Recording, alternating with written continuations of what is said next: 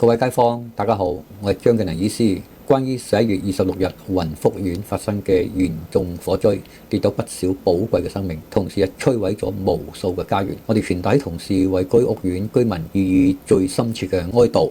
我哋向傷者、受影響嘅家庭送上最誠摯嘅慰問。作為大埔區一份子，我哋略盡微力為雲福苑居民給予支持。我哋決定由今日起，直至12月10日，給予雲福苑居民贈醫施藥、中醫服務、診金藥費全免。